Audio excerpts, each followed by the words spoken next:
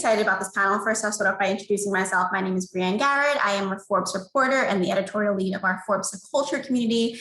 And I'm thrilled today to be moderating a panel about an extremely important topic, which is how to authentically attract and retain customers. And I'm joined by my wonderful panelists. I'll let them introduce themselves. All right, let's start with Amanda. Good afternoon, good morning, everybody. My name is Amanda Baldwin. I'm the CEO of Supergoop. Supergoop is the first and only lifestyle brand 100% dedicated to UV protection, aka SPF. So look forward to hopefully convincing everyone by the end of this that you should be wearing sunscreen every single day. Great to be here. Thanks for having me. Thanks, Amanda. Dana, we'll go to you next. Hi, thank you so much for having me. My name is Dana Hill Robinson. I'm the founder and CEO of Coocotique. Coocotique is a beauty box subscription company for women of color, and we are all about uniting women to put themselves first and to be the best versions of themselves. Thanks, Dana. Maya? Hi, everybody. Thanks for having me. My name is Maya Gupta. I'm the Senior Director of Operations at Noticed. We're an agency that work with change makers and disruptors in the health and wellness space. We mainly specialize in e-commerce development and retention marketing. Thanks, Maya. And last but not least, Nicole. Hi, everyone. My name's Nicole. I am the Partnerships Manager at Gorgias. I manage the entire East Coast, and we are a customer service tool that aggregates all your support in one place. Think email, chat, Facebook, phone, Instagram, all in one place to help you have a seamless customer experience. I'm super excited to be here and part of this conversation. Thank you all. Thrilled to be joining you on this conversation. I want to get right into it and start off with a really important topic, which is social responsibility. Consumers are increasingly weighing in social responsibility into the decision making of who they choose to support, why they choose to support a brand. How are you as brands and brand leaders prioritizing your social responsibility? Nicole, we can start with you. Yeah, I think for us, and because we aren't 100% a brand, and since we are more of a software, we're always kind of looking for brands and finding ways to work together. And I think probably one of the other brands could probably answer that a little bit better, just because it's more aligned with what they do. But yeah, I think, as a software, we're always looking to find initiatives that we can sponsor ourselves as a company overall. Yeah, Amanda, do you want to answer? Sure. It's a great question, and obviously very near and dear to our hearts at Supergoop, because we were a brand that was created as a mission, was almost a nonprofit. Many people don't know the origin story of Supergoop, and it's a wonderful one. And our founder was a teacher and a harpist who had a friend who was diagnosed with skin cancer at a young age, and Holly set out to actually eradicate skin cancer. So social responsibility and purpose are at the heart and soul of everything that we do every day. It's not necessarily always front and center of our marketing. We often say if you want to create change, you want to create a category, you have to do that by being fun and lighthearted about it. But we have a very serious purpose at the heart of what we do that is really about creating SPF formulas that can be used by every single person on this planet. And that they'll actually enjoy doing it. So really, that's what gets us up in the morning. That's what motivates our team. That's what's kept us going through everything that the last year has thrown at all of us. So for us, it is our reason for being, and it's the reason that we make every decision that we do. And it's actually an incredible gift to be given as somebody in my shoes, because a lot of decisions the tough ones become a little easier when you know why you're doing what you're doing every day. So. Big thing for us, for sure. Yeah, thank you for that honest answer. Dana, what about you? How are you factoring in social responsibility with Coocotique? Sure. Well, a huge part of our ethos is self-care and taking care of others. And one of the things that we focused on specifically during the pandemic was providing boxes to those frontline workers. Also, just reaching out to our subscribers who may be a frontline worker and sending out gift boxes to them or to their family members.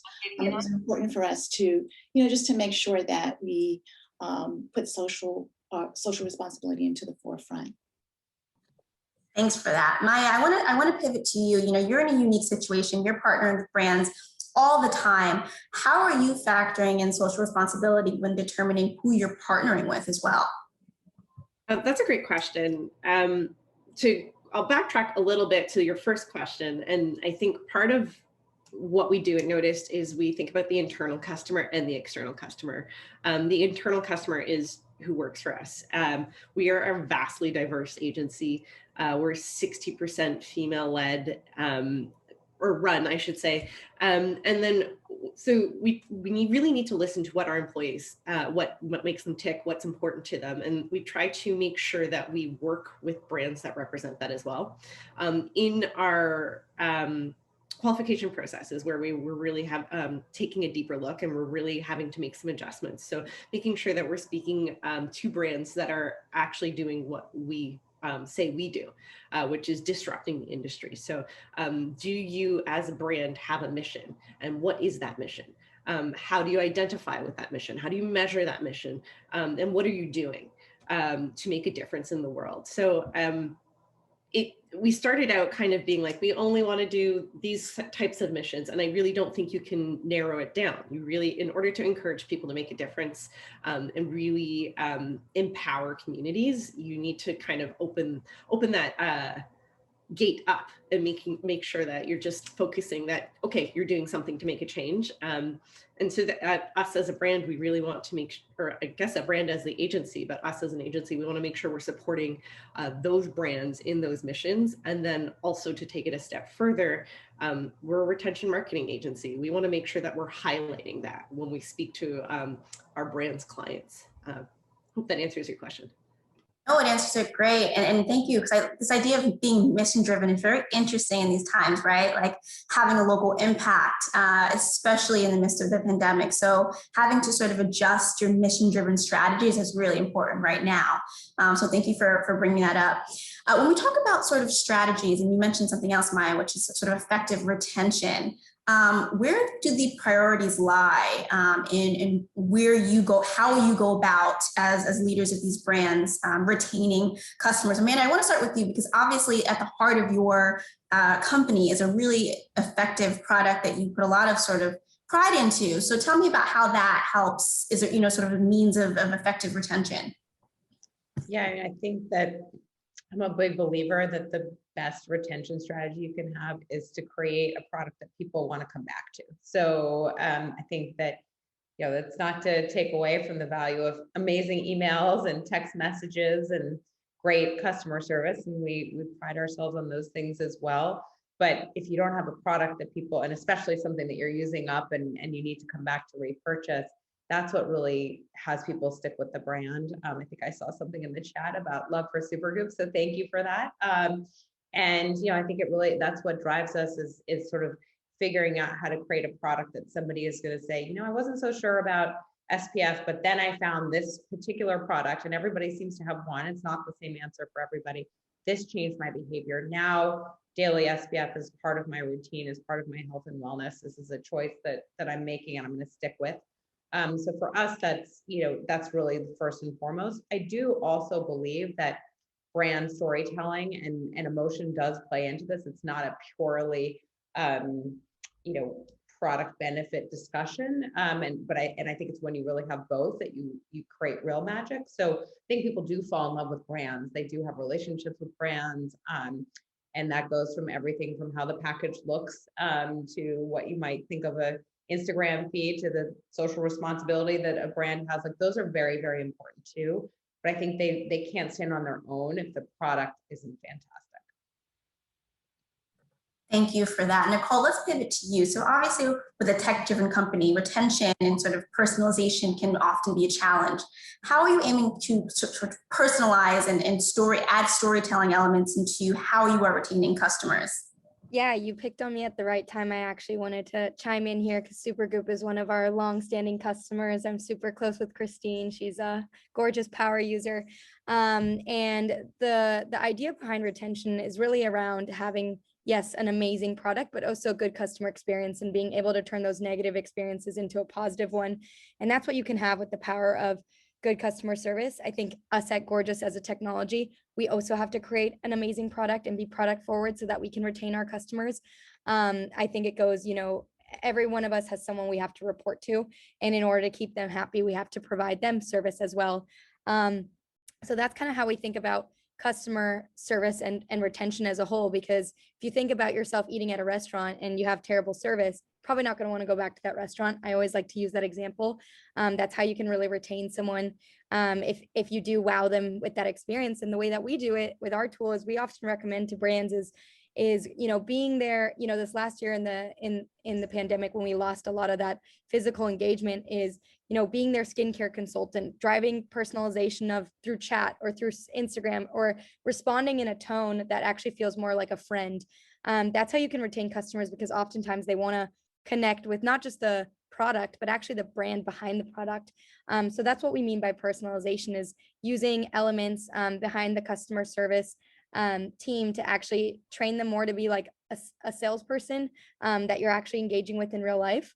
And then on top of that, we also can personalize it with, we know their order information, we know what they previously purchased, we know their name. Having all that information in front of you allows you to actually manage that customer experience from the beginning to the end, especially if you're engaging with them on chat or email, or they wrote in, something about a product, always offering discounts when possible. I think that, that pleasant experience really allows for the customer to actually make space and want to actually budget to come back. Thank you for that. Dana, what about you? So I know that data is a big tool when it comes to identifying what your customers want. How are you merging that with storytelling and also sort of prioritizing the value of relationships? How does that all sort of combine to help your retention strategy? Sure. Well, one of the big things that we do, again, going back to what Amanda said, it's about, creating a product that, your customer wants to come back to. So one of the things that we find very, very helpful is surveying our subscribers. So we do a very, very in-depth survey every month. We want to find out what products they liked, will they buy them, which is huge for us, because one of the things, with our brands, we want to make sure that they're getting a return on their investment in participating in our box. So we want to make sure that, we're finding out, are they going to purchase the product once they've tried it in our box? So we take those insights and, we really look at these insights to better create an experience for our subscribers to want them to come back to Coocotique and resubscribe. The other thing that's important is customer service. I want to touch upon that because, a lot of times, it's that personal touch point that you have with a subscriber that you can, basically build that relationship with them via, answering the questions, within, we want to say within 24 hours, but just making sure that, your customer can trust you to, have that open and honest communication with them. For us, that's been really key in retaining our subscribers. Another thing that was huge for us was, we had an issue where, especially when you're subscribing to and you're buying something, you want that to get it right away. One of the issues that we had was the way our back end was set up. A customer would subscribe, but then they would be charged before their first subscription arrived. So that was a huge pain point for us. So that was one of the things that we put in place, and it changed our retention. It was an amazing difference in terms of, the customers that were canceling. Our retention levels decreased, and we were able to retain a huge amount of subscribers just from that one thing. So, again, it's about customer service. It's also about the customer experience as well. Thank you for all that insight. So we talked about a lot. We talked about, marketing and effective customer service, data, storytelling, building relationships. Maya, take us home. Is there anything else in sort of effective retention, or maybe just you're echoing some of the other points from these other ladies? What has worked really well for you? Thanks for putting me at the end to tie it all together. I like it. I think one theme that I've heard from each one of our talented speakers is You may not have said it directly, but is personality. So how does your brand come across? Amanda, you stated it perfectly, that it's not just that the email, it's not just the SMS, it's the whole picture. So the way to tie it together is, what does your website look like? Is it speaking your personality? Are you taking into account all of that data that shows how your customer is shopping? Are they shopping on their phone? Are they shopping through email? Or are they checking out your product? Maybe you have a wholesale relationship and they're checking it out in the store. Are you giving them that ability to see all that information and who you are? Are you talking about your mission there? The other side of it is, how do you tie that all together, that personality?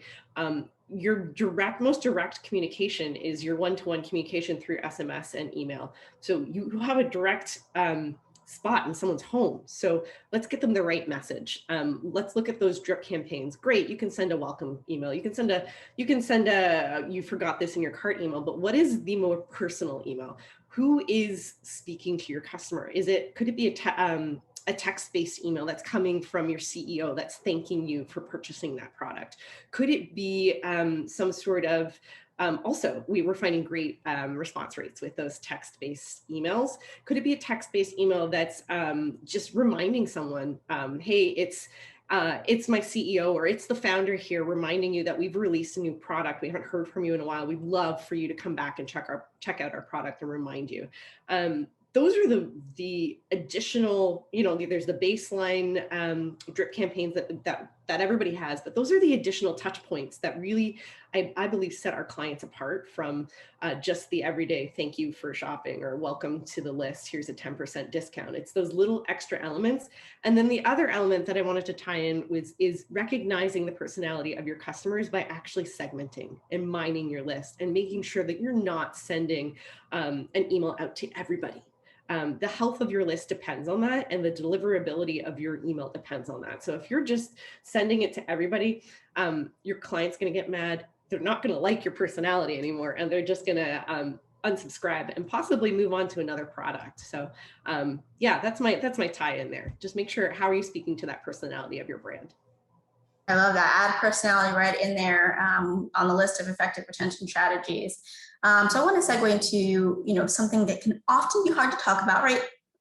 Failures, or not necessarily failures, but challenges, trial and error experiences that can often be sort of the most effective learning experiences for brands. So I would love it if each of you can kind of walk us through an example of sort of a trial and error moment, more emphasis on the error moment of, on the customer front. Was there a time that you executed something that maybe didn't go as well as you hoped, but you learned a lesson from it? I'd love to hear your thoughts on that.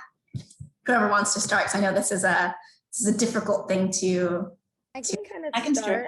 Oh, go for it. Actually, no. go for it. Oh, okay. Well, so we had an issue where we were getting ready to ship our box, and we received the products to our warehouse, but they were damaged. And I mean, all of them were damaged. We could not ship the products to our subscribers. And like literally we were supposed to be shipping, within the next, 3-4 days. Turned out the supplier there was an issue with their production. So they had to send a whole new set, which basically we were late maybe about 2 to 3 weeks in shipping our box, which is huge in the subscription box business.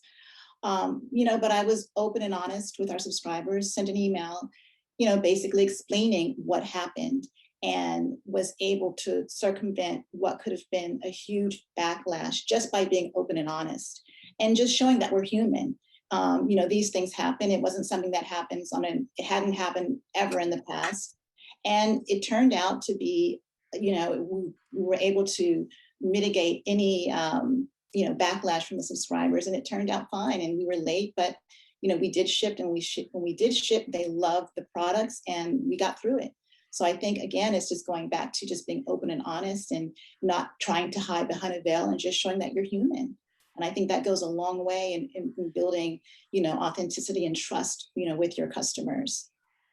And again, the retention as well, of course. Yeah, I want to go along with that, because I was actually going to use an example similar to that with one of our other brands who their warehouse was on fire or something crazy like that. And they were so panicking. But I think, what we also worked with them alongside is actually doing proactive communication. How you just mentioned perfectly is being proactive versus reactive, letting it happen and letting all the customer inquiries come in. So like, for example, we had them lift or put a chat up on their website that says, hey guys, if you're reaching out about this delay, this is what's happening right now. No need to reach out. We've got it covered.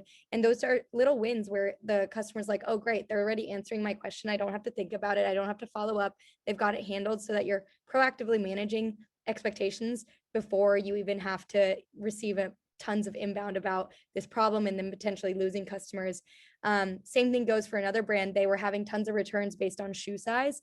We told them to launch a chat that says, hey, we recommend you ordering a size up. Or these shoes run half a size bigger or smaller. And that drastically mitigated the amount of returns they were getting. And it was really just using your customer data, also understanding what's happening logistically, to be proactive with the customer and keep those touch points strong, to really make sure that you can deliver a successful customer experience so that you can still continue to retain and turn that failure around. I could jump in. Examples. Oh, sorry. No, you go ahead, Amanda. Go. So it's all you. Thank you. I think that what, all these examples really highlight is that the data never lies, and that the consumer is always right. And, I think that seems sort of basic, but I think, we have many a story where we're launch a product and something isn't quite right. Probably the best one or the hardest one is we have a setting powder that when the first packaging didn't function the way it needed to, and we're now on iteration number 3, we finally got it right. And we could tell within days that it wasn't quite right by just reading reviews and seeing and hearing from what comes from customer care. So I think especially as you scale as a business, really there's nothing I love more than sort of hearing what people are saying and really paying attention to that. And I think it's really great in the macro when you see the data and the statistics, and then it's also in some of the qualitative things of just kind of getting in there and reading. And I think all of us are definitely speaking to the best thing you can do when something goes wrong is be really open and honest about it and deal with it head on and not hope it goes away. Because if it's a real problem, you'll need to deal with it, and sort of faster and with honesty and transparency, I think is always the way to go. To jump on to what Amanda said, honesty is what we've seen always works best. We're all human and mistakes happen. We've seen some of the most lucrative email campaigns actually come from those mistake emails. It's the little hidden secret. I guess I just told everybody, but the thing to remember though is if you see those email campaigns come through, there's been a lot of thought and talk about that and how it's affecting the customer internally at the brand, the customer externally that is shopping the brand. And yeah, those have been some of the most lucrative campaigns, but it's also then what do you do after that? What do you do after you send out that mistake campaign, the whoopsie email? Are you changing what happened? Are you, as Amanda mentioned, changing something about the product? Are you addressing how you communicate with the customer? So it's how do you follow through? And I think that also has been a theme through our conversation today. How do you walk the walk and talk the talk? Thank you for that. So I want to end on a pretty actionable note. So for budding founders who are tuning in and are unsure of where to start on the customer front, what's one tip, one piece of advice that you would say in terms of how, someone who's trying to scale their business and attract customers, one piece of advice that you have for them on the customer front? I can start. I would probably say to scale your business, like have a good success team in place. That doesn't mean you have to hire tons of people. That means having the right technologies in place to help you do a lot of the heavy lifting, like using automations, for example, in our tool, you can actually minimize a lot of those repetitive inquiries, for example. But also just focusing on, quick response time. I think everyone agrees here. And, responding quickly, efficiently, in a personalized manner is super key because you can actually drive further retention and conversion through that. And so I would say, being customer first, feeling however you'd like to be treated as a customer is probably the right way that you should be delivering as well. So check out what your competitors are doing, check out what some of your favorite brands are doing, and really benchmark yourself against that. I agree. Having a great customer service team is essential to retention, as well as social proof. So gathering testimonials, reviews, and having those on your website, that social proof, that fear of missing out is going to help to retain and bring on new subscribers as well, or new customers as well. And to add on to that, it's attention to detail. So many people, when you're starting out with a brand, you've got a great product, but you want to do all the things. Kind of zero in and do the things that you're best at. So if you're not really that great at email, work with someone who's great with email. If you're not sure which direction to go with your packaging, reach out to someone in the community about packaging. Don't reinvent the wheel. Just start with attention to detail and start small on what you do best. I'm not sure I can top any of that. But what I would say is, and I'm not our founder, but one thing that I have learned from her is stay true to yourself. Never give up. It does not happen overnight. I think that sometimes it can look like that from the outside, that it was all smooth sailing and happened really quickly. That never seems to be the case. It's always a little bit bumpy, and it's a roller coaster, and stay true to yourself. And I have deep admiration for those who kind of get out there and start businesses and then figure out when a partner can be helpful. And I think that, figuring out what you're great at and then figuring out where you can build a team around you, I think is the other thing to really think about. I love this. Thank you so much, ladies. We have a little bit of time left, so I really want to end on a note, that's dear to my heart. I think at the heart of all of your companies, there's a mission. And so, in very short words, so we can get to all of you in these last 2 minutes, what does that mean to you? What does it mean to be a mission-driven company? In your own words, what does that mean to you? I can jump in. What that means to me is, what are you trying to do to make a difference? And whatever size it is, just do it. Commit to it. Have integrity behind it. I once had a mentor say, just be unreasonable about it. Do that. Just be unreasonable. Do it. Whatever you need to do to figure out to get it done, you're going to do it. Yeah, I think our philosophy is turning your customer service center into a profit center. That's what we live by. And we want to help small merchants to big merchants really turn that around and have the ability to create exceptional support at the smallest level that, some bigger companies are doing and following in their footsteps. So I'm excited. I love, helping. And I think, being at a company like ours, we love being able to be a tool that is actually like a help center as well. Really true. We love Gorgias. You guys have been great. What I would say is, when people ask me, what does success look like? I never have a number. It's not a sales figure. It's not a profit figure. It's when I know that skin cancer will be not 1 in 5 of us, but will be hopefully 1 in 10 to 1 in 20. You have some other answer to the question of what's the point of your business, and that you're really clear on that. So that's what it means for us. Dana, take us home. Sure. Well, our mission has always been about helping women of color find the best in beauty and self-care for our skin tones and hair textures. And that's the core of who we are. And that's what we strive to do every day. Well, thank you, ladies, so much. This has been an extremely candid, authentic conversation. I look forward to seeing you as you continue to drive that mission home within your brands. And yeah, I appreciate you taking the time to speak with me today. Thank you.